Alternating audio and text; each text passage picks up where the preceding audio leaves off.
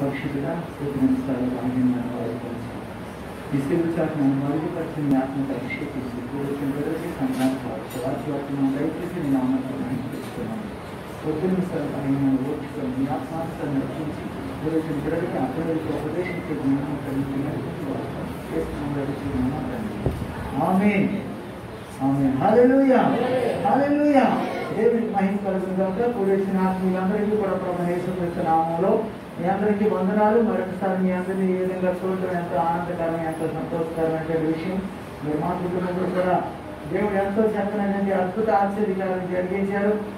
ఎంతో గొప్ప సాక్ష్యం ప్రైజ్వాడు. ఏంటంటే ప్రైజ్వాడు మా యొక్క కుటుంబంలో ప్రభా అమరావతి గ్రామానికి ప్రైజ్వాడు నాతో నా కుమార్తెతోనే ప్రైజ్వాడు యొక్క పరిచర్య ఆగిపోకూడదు, అది కొనసాగాలి, అది నిత్యం కొనసాగుతూ ఉండాలి అని దేవుని దగ్గర నేను అడిగినప్పుడు, మాకు వారసులు ఈ ప్రభుని అడిగినప్పుడు ప్రైజ్వాడు దేవుని యొక్క మహాకృపను బట్టి దేవుడు ఈ వారంలో మరి మీరందరూ చేసిన ప్రార్థన సహాయాన్ని బట్టి మరి మా మక్షమ మా పాడకి దేవుడు మరి మన మంగళవారం ఉదయం 7 గంటల కల్లా మంచి కుమారుడు ఇవ్వడం జరిగింది.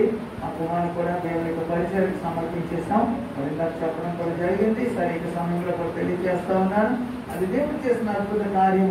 దేవుని చేత వచ్చే వారంలో ఆ యొక్క సాక్ష్యం ఇవ్వడానికి అందరం కూడా సిద్ధపడదాం. లేదా మరి సమయంలో బాకీ బాబులకు వెళ్ళిపోవడం ఆల్రెడీ 9 గంటలు అయిపో వస్తుంది. 9 గంటల క్లోజ్ చేసుకోవాలి. అలా దీనికి ప్రవర్తన ట్రాన్స్ఫరెన్స్ వారు కూడా రాబోతున్నారు కదా, అందుచేత సమయాన్ని అంతా పరుచుకున్నాం. సరే సమయంలో బాకీ బాబులకు వెళ్ళిపోతున్నాం. ప్రస్తుత కాలంలో ఉన్న సమాజంలో ఉన్నటువంటి పరిస్థితులు కూడా మనం ఆలోచించినట్లయితే బ్రతుకమైనటువంటి నమ్మకం అనేది ఎక్కడ ఎవరిలో కూడా కలగట్లేదు. అనేక విధాలైనటువంటి రీతిలో వ్యాధులు సంక్రమిస్తూ ఉన్నాయి. ప్రస్తుత వర్షాకాలం కాబట్టి వర్షాకాలాన్ని బట్టి చూస్తే మనందరికీ తెలుసు, మన ఏరియా అంతా కూడా మలేరియా ఎక్కువ ఉంటుంది. మలేరియా టైఫాయిడ్ అనేటువంటిది ఇది ప్రతి సంవత్సరం కూడా జనాలందరికీ కూడా ఆల్రెడీ నోటోటే ఆకర్షణలు అందరూ పడుకుంటారండి. జ్వరాలు, రకరకాల వైరల్ ఫీవర్స్ ఇలాంటివి వచ్చేస్తాయని చెప్పేసి అందరికీ భయాందోళన ఉంటూనే ఉంటుంది. దానితో ఇప్పుడు ఈ సంవత్సరంలో కరోనా మహమ్మారి ఏ ప్రాంతానికి గతంలో అయితే ఏ జ్వరాలు వచ్చినా, మలేరియా ఫీవర్స్ వచ్చినా, ఏ వచ్చినా వైరల్ ఫీవర్స్ వచ్చినా హాస్పిటల్ అడ్మిట్ అవుతూ ఉండేవారు, లేదా హాస్పిటల్ తెరిచి ఉండేవారు, హాస్పిటల్ చేర్చుకుంటూ ఉండేవారు. ఇప్పుడు జ్వరం వస్తే పరిస్థితి ఏంటి? హాస్పిటల్కి వెళ్తే చేర్చుకోవట్లేదు, నేను హాస్పిటల్కి వెళ్ళినా చేర్చుకోవట్లేదు, ఎక్కడికి వెళ్ళినా చేర్చుకోవట్లేదు. కారణం ఏంటంటే పరిస్థితులు అలా ఉన్నాయి. డాక్టర్లు కూడా వ్యాధులు వచ్చేస్తున్నాయి. సూర్యమూర్తి డాక్టర్ గారు బెడ్రూమ్ నగర్లో పాపం ఆడపిల్లలకు ఏమైనా బలహీనతలు వస్తే సూర్యమూర్తి గారి దగ్గరికి వెళ్ళిపోతూ ఉండేవారు. ఆయన చక్కగా ట్రీట్మెంట్ చేస్తారని. ఆడపిల్లలకు మగవాళ్ళు కూడా ఆయనంటే కొంత ఆయన మీద కాన్ఫిడెన్స్ తో కొంతమంది ఎక్కువ ఉండేవారు. ఈరోజు డాక్టర్లకు లేదు, ఆదరణ లేదు. వాళ్ళకి వచ్చిన వ్యాధులు తగ్గుతాయని భయం, తగ్గుతాయనేటువంటి ధైర్యం లేదు. భయం. ఈ భయం ప్రతి ఒక్కరిని కూడా పీడిస్తూనే ఉందండి. ప్రతి ఒక్కరు కూడా పీడిస్తూ ఉంది. అది పరిశుద్ధులా, అపరిశుద్ధులా, నీతిమంతులా, అనీతిమంతులా అనేటువంటిది లేదు. కానీ బైబిల్ ఏం చెప్తుందంటే నీతిమంతులకి దేవుడు కాపాడుతాడు, నీతి హీనులుగా ఉన్న వారిని, భక్తి హీనులుగా ఉన్న వారిని, దేవునికి విరోధంగా జీవించే వారికి మాత్రం వారికి వచ్చే శ్రమంలో, వారికి వచ్చిన బాధల్లో దేవుడు వారికి మగవాడైపోతాడని, దేవుడు దూరంగా ఉంటాడని బైబిల్ గ్రంథం బోధిస్తుంది. 2 మాటలు చదువుకున్న త్వరగా రండి. లేవియా కాండము 26వ అధ్యాయము 15వ వచనం చదువుకుందాం. లేవియా కాండము 26వ అధ్యాయం తీయండి. లేవియా కాండము 26వ అధ్యాయము లేవియా కాండము 26వ అధ్యాయము 15వ వచనం నుండి, నా కట్టడలను నిరాకరించిన ఎడలను, నా ఆజ్ఞలన్నిటినీ అనుసరింపక నా నిబంధనను మీరినట్లు మీరు నా తీర్పుల విషయమై అసహించుకొని ఎడలను నేను మీకు చేయనిదేమనగా. దేవుడు ఏం చెప్తున్నాడు తెలుసా? నా తీర్పులు గాని నా కట్టడలను గాని మీరు అసహించుకొని ఎడలా, గైకొనని ఎడలా, అనుసరింపని ఎడలా ఏమంటున్నారు? నేను మీకు 16 వచనం అంట, నేను మీకు చేయుచున్నాననగా మీ కన్నులు క్షీణింప చేయనట్టు, మీ ప్రాణములను ఆయాసపరచినట్టు, తాప జ్వరమును క్షయ రోగమును మీ మీదకి రప్పించదను. మీరు విత్తిన విత్తనములు మీకు వ్యర్థములగును. మీ శత్రువులు వాటిని పంటను తినివేయురు. నేను మీకు పగవాడునగుదును. మీ శత్రువుల ఎదుట మీరు చంపబడిదరు. మీ విరోధులు మిమ్మల్ని ఏలిదరు. మిమ్మల్ని ఎవరు తరమకు పోయినను మారిపోదు. చాలండి. హల్లెలూయా.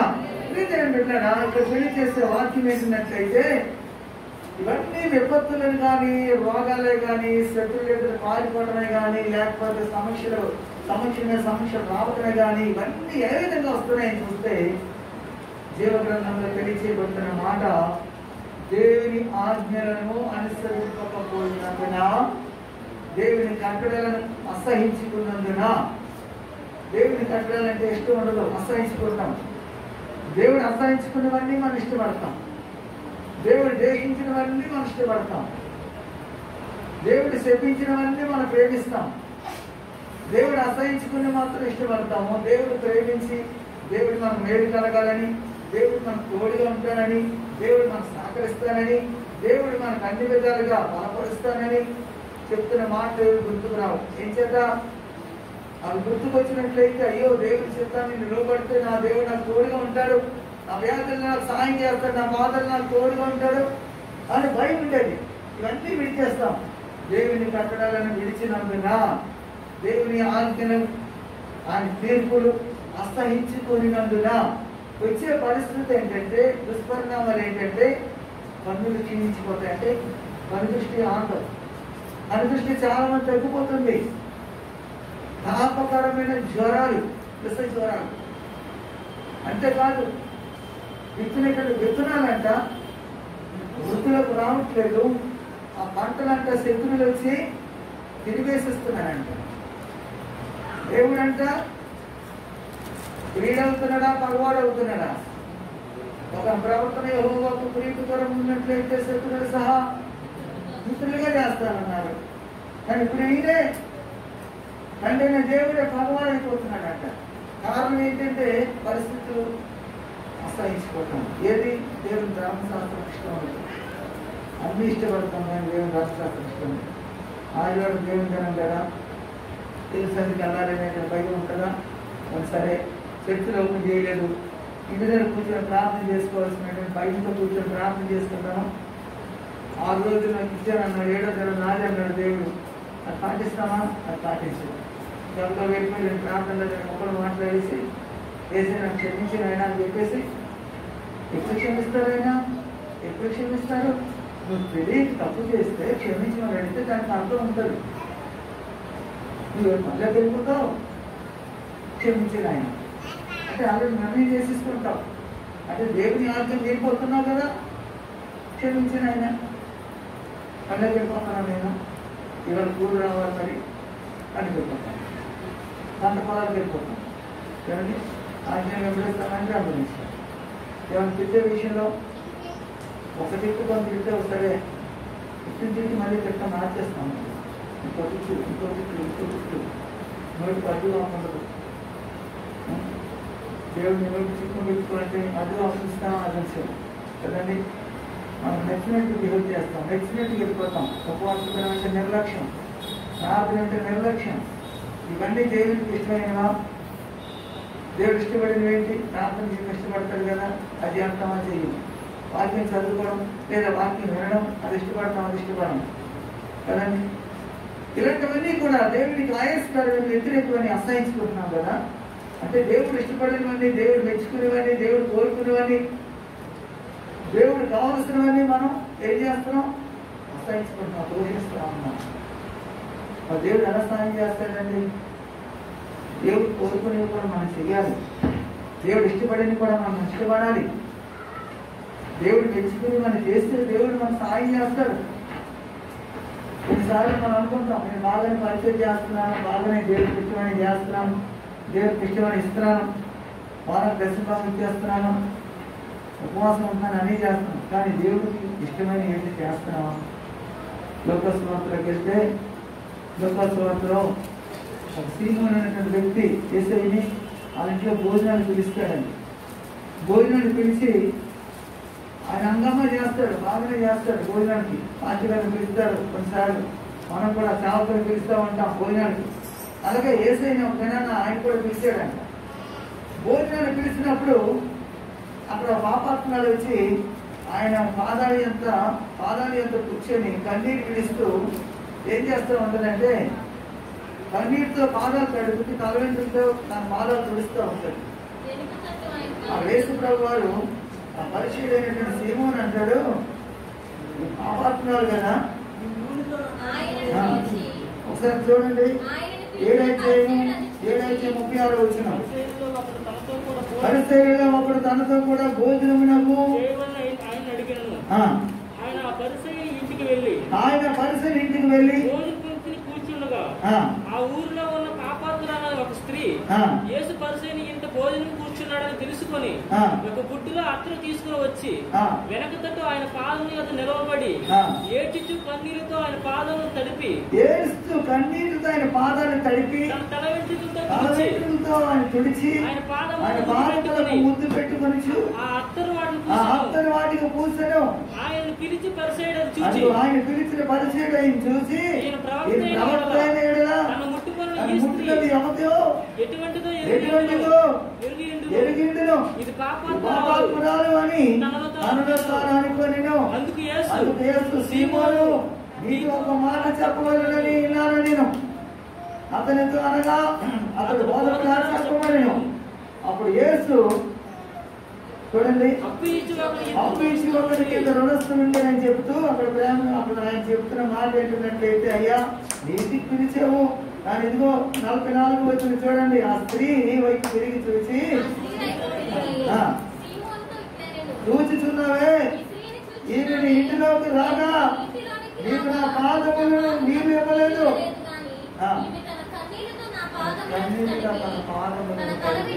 ఏసైకి ఇష్టమైనది, ఏసైకి కోరుకున్నది, ఏసై నచ్చినది, ఏసై మెచ్చినది. చక్కగా భోజనం పరిసైడ్ ఆయన పెద్ద ఆయన పిండి వంటలతో ఏసైతో పాటు పరిహారం అందరూ కూడా పిలిచాడు. మంచిగా భోజనాలు ఏర్పాటు చేస్తాడు. ఒకరిని దూడలో లేకపోతే ఇంకేమో వదిలించి చక్కగా భోజనాలు సిద్ధపరిచాడు. కానీ ఆయన మెచ్చుకుని మాత్రం చేయలేదు. నేనేమైనా తప్పు చేశాడా, మాట చేశాడా, ఏమైనా తల్లి పెట్టాడా, దోచుకున్నాడా? లేదే. కానీ ఆయనకి ఇష్టమని చేయలేకపోయాడు, ఆయన కోరుకుని చేయలేకపోయాడు. కొన్ని మనం తెలుసుకోవాలి. దేవుడికి నచ్చినవేవో నచ్చనివేవో మనం తెలుసుకోవాలి. సరే, ఇప్పుడు లేవియా గ్రంథంలోకి వెళ్ళిపోయిన 26వ అధ్యాయంలో 17వ వచనం చదువుకున్నారండి. నేను మీకు తరువారు నలుగురు, మీ శత్రువుల ఎదుట మీరు సంపడుదురు, మీ విరోధులు మీరు ఏడుదురు, ఎవరిని తరమకపోయినానో పారిపోదురు. కాబట్టి తరమక్కలే కూడా చెప్పబడుతుంది కదా. ఎవరిని తరమకుండానే దుష్టులంట, ఎవరు తరమకుండా దుష్టుడు మారిపోతా ఉంటాడు. ఇదేం బిడ్డారా, అందుచేత కొన్నిసార్లు దేవుడి మగవాడైపోతున్నాడు. దేవుడి శత్రుడు ఏదైనా మనం ఏలేటట్టుగా శత్రువులు వాళ్ళు ఏడుతూ ఉంటున్నారు. కొన్నిసార్లు మనం దొంగిపోతున్నాం. మన బలవంతులమే గొప్పవారిని దాని శత్రువులు వచ్చి మనం ఏళ్తా ఉన్నారు. పరిస్థితి ఏంటి మారిపోతుంది. నువ్వు ఏలాల్సిన పరిస్థితుల్లో నువ్వు ఏళ్ళకపోతున్నావు. ఇదేం పెట్టాలా? ద్వితీయ దేశకాలం 28వ అధ్యాయంలో 61 వచ్చిన చదువుకున్న త్వరగా 5 నిమిషాలు.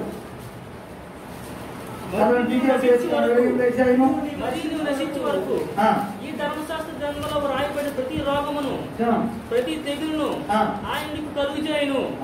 ఏం చేద్దా? ధర్మశాస్త్ర గ్రంథంలో రాయబడని ప్రతి రోగము ప్రతి తెగులంట ఆయన నీ మీద కలుగుచేయును. కలుగు చేస్తానంటే ఎందుకు? నువ్వు లోకాలకు పోవడమే కదా, నువ్వు వ్యతిరేకించిన కారణాలు బట్టే కదా, నువ్వు అసహించుకున్న కారణాలు బట్టే కదా, దేవుని చిత్తానికి అభినయం చూపించిన కారణాలు బట్టే కదా. లేఖ గ్రంథంలో రండి 6వ అధ్యాయం 13 నుంచి 15 వరకు చదువుకుందాం.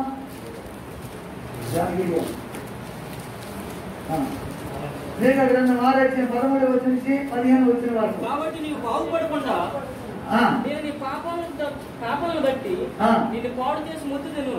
ఏం చేస్తానంటే పాడు చేసి మొత్తుతాను అంటున్నాడు. ఏం చేస్తాను? ఈ పాపమును బట్టి. ఈరోజు చాలా మంది మొత్తపడుతున్నారు. విత్తనాలు ఎక్కుతున్నాం, చూసుకోలేకపోతున్నాం, పంటకు నీరు రావట్లేదు. కారణం పెట్టినట్లయితే దేవుని పాపం. మనకు పాపములు, మన అతిక్రమాలను సరి చేసుకొని దేవుని వాటిని హెచ్చరిక ఇచ్చింది. నెక్స్ట్ చదివాను. భోజనం చేసినాను, నీకు తృప్తి కానేరదు. భోజనం చేస్తున్నా, తృప్తి రావట్లే. నీవు ఎప్పుడు పస్తుగానే ఉండు. ఎప్పుడు పస్తే భోజనం చేస్తున్న కడుపు నెట్టం లేదంటే నీవేమో తీసుకుపోయినను అది నీకు ఉండదు. నువ్వేం కొనుక్కున్నా, లేకపోతే సంపాదించుకున్నా అది నీ దగ్గర ఉండటం లేదు. భద్రం చేసుకుని పోవదానని దోపుడుకు నేను అప్పగిస్తున్నాను. దోపుడికి అప్పగించేస్తా ఉన్నాడంట. దోపుడికి, దోచుకునే వారికి అప్పగించేస్తున్నాడంట. నీ విత్తనం విత్తుదు గాని కొయ్యకి ఎందు విత్తనం విత్తుతాం కానీ పంట పోసుకోలేకపోతుంటాం. ఓలుగు పండ్లను, ద్రాక్ష పండ్లను తృప్తువు గాని తైలం విత్తనం విత్తుతుంటాం కానీ ఆ పంట పోసుకోలేకపోతున్నాం. ప్రేజ్ పట్టి నేను దేవునికి వాటిని తెలిసేది. ఎవరైతే అభివృద్ధి చూపిస్తారో, ఎవరైతే దేవుని ఆజ్ఞను అసహించుకుంటారో, ఎవరైతే ధర్మశాస్త్రం నేర్పుతుంటారో వారి జీవితంలో సంభవించేది అవి. కానీ దేవుని చిత్తానికి విధేయత కలిగి యథార్థంగా నీతి ప్రవర్తన కలిగినట్టు వారికి మాత్రం ఆపదలు వస్తున్నా, రోగాలు వచ్చినా, మరణాలు సంభవించినా దేవుడు తప్పిస్తాడు. 2 మాటలు చదువుకుందాం. 2వ రాజుల గ్రంథం చదవండి. 2వ రాజుల గ్రంథం 20వ అధ్యాయం 1వ వచనం చదవండి. ఆ దినములలో హిజ్కియాకు మరణకరమైన రోగము కలగగా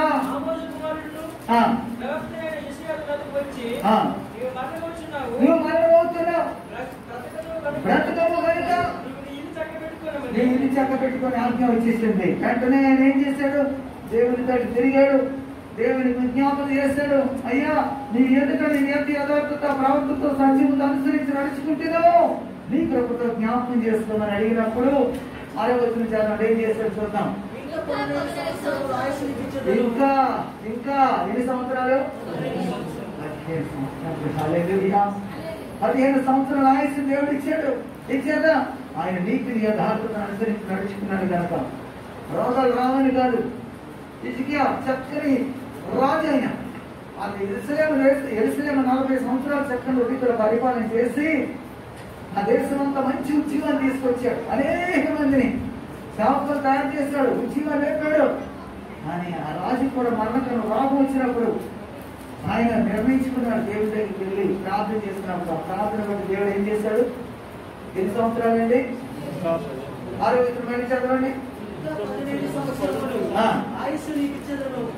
మరియు నా నిమిత్తమును ఆ సేవకుడైన దావీదు నిమిత్తమును ఈ పట్టణమును నేను కాపాడుచు. ఆమేన్. ఈ పట్టణాన్ని కాపాడుచు. నిన్ను ఈ పట్టణమును అశ్షూరు రాజు చేతిలో పడకుండా నేను విడిపించదను. ఆమేన్. అశ్షూరు రాజు చేతిలో పడకుండా నేను విడిపిస్తాను. దేవుడు తప్పిస్తానంటున్నాడు.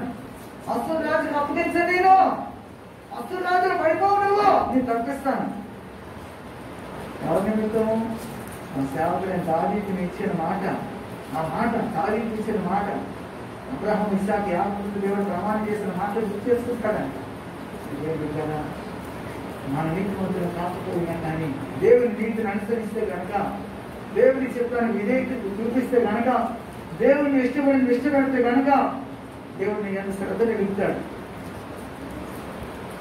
దేవుని ఎందు ఆయన శ్రద్ధ చూపిస్తాడు.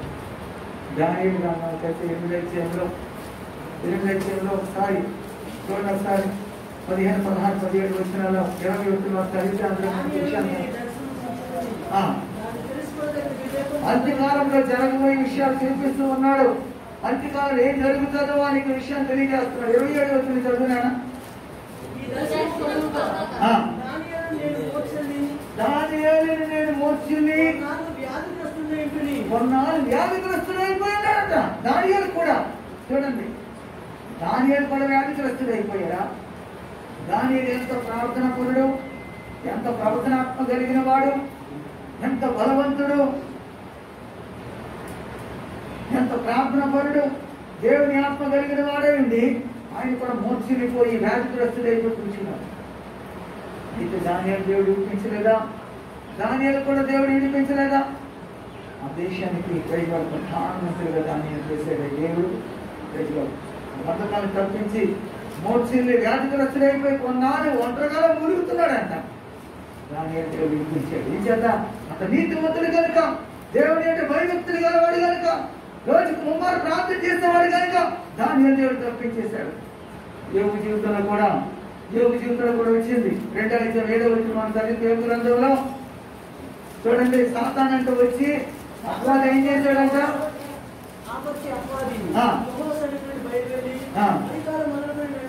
చదువునా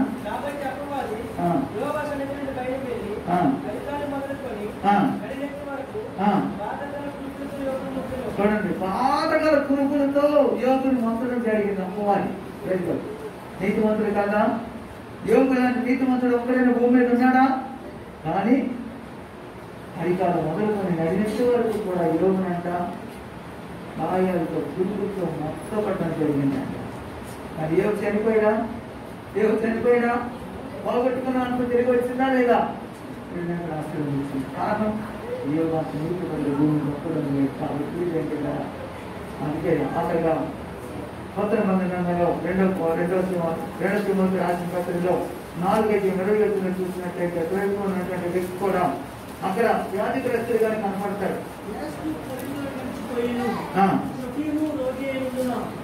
రోగి అయినందున మిలేతులో విడిచిపెట్టవలసి వచ్చింది. రోగి దేవుడి పరిచారకులు ఎంతో సాలిడ్ గా ఉన్న పరిచారకులు రోగి అన్నాడంట. ఈరోజు నీతిమంతులకు వచ్చేస్తుంది రావడం, భక్తి మీదకి రోగం వస్తుంది. ఆ నీతిమంతుల మీదకి వచ్చిన రోగం దేవుడు పట్టిస్తున్నాడు. భక్తిలో దేవుని అసహించుకుని దేవుని కార్యాలు అసహించుకున్నట్టు వారు మరణం అవుతున్నారు. అంచేత వారికి మరణం అంటే వారు కాపాడేవారు లేడంట. యోగ గ్రంథం చెప్తారు 27 యోగ గ్రంథం 27 మార్చేది మనం ముగించుకున్నాం. యోగ గ్రంథం 27 తీయండి. Thank you lord. హల్లెలూయా. 27:8 చదవండి. దేవుడు వారిని కొట్టివేసినప్పుడు, ప్రాణం తీసివేసినప్పుడు ఆధారం ఏంటి? బాధ కలిగినప్పుడు దేవుడు మొర వింటాడా? సర్వశక్తి నేను ఆనందించగలరా? అన్ని సమయంలో దేవుడు ప్రార్థన చేయగలుగుతాడా? దేవుని హస్తమును గురించి నేను మీకు ఉపదేశం చేస్తాను. సర్వశక్తులు చేసే క్రియలు నేను దాచిపెట్టను. మీరు ప్రతి వాడు దాన్ని చూసి ఉన్నాడు. మీరెందుకు కేవలం వ్యర్థమైన వాటిని భావిస్తున్నారు? ఎందుకు కేవలము వ్యర్థమైన వాటిని భావించుకుంటారు? వ్యర్థమైన వాటిని అనుసరించారు. వారి పిల్లలు కంటారు కానీ కంటలు పోలవడానికి కంటారు. అది చేత ప్రీతి ఏం పెట్టారా? వద్దు. వ్యర్థమైన వాటిని అనుసరించకుండా దేవుని చిత్తం అనుసరించి దేవుని ఆశీర్వాదాలతో నిమ్మవాడదాం. దేవుడి కొన్ని మాటలు తాను దీవించిన ఆమేన్. కళ్ళు మూసుకో.